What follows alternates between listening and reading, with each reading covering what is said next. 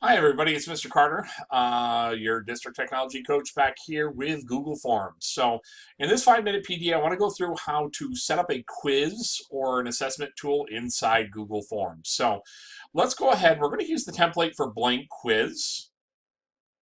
And I'm going to show you a few settings to double check before you even get into actually writing out responses.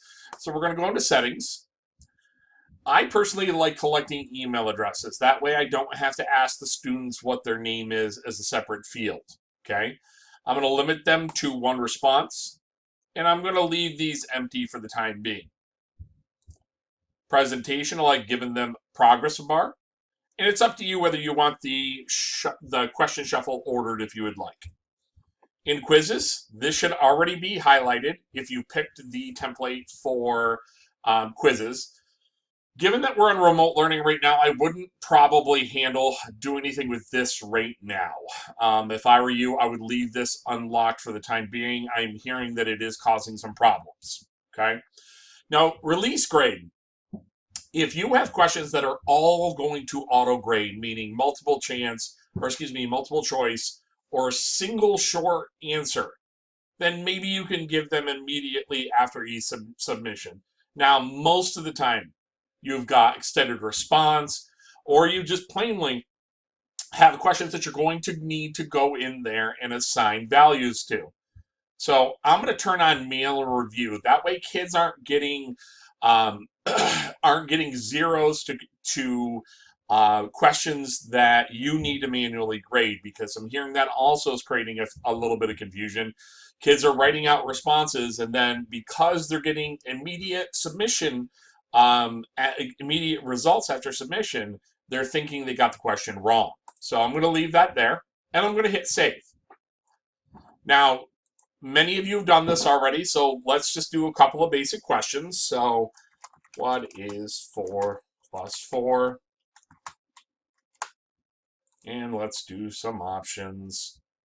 12, 16, let's do 16, 8, and 6. Now we're going to go to answer key and make sure that we select that as done. I'm going to make sure that it's required, okay?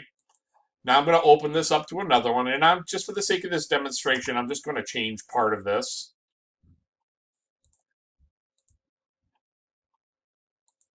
And done. And then I'm going to do one more question. Can you tell me how you would solve this question?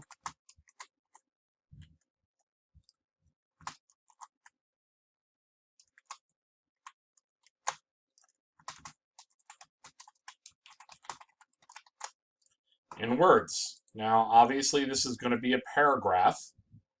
And answer key, we're going to make this worth 4 or 5 points. Now, if this was a single answer, I could add feedback here, okay, and add a correct answer. Or excuse me, with the feedback, you could just simply give them feedback in the question. I would stay away from this for the time being.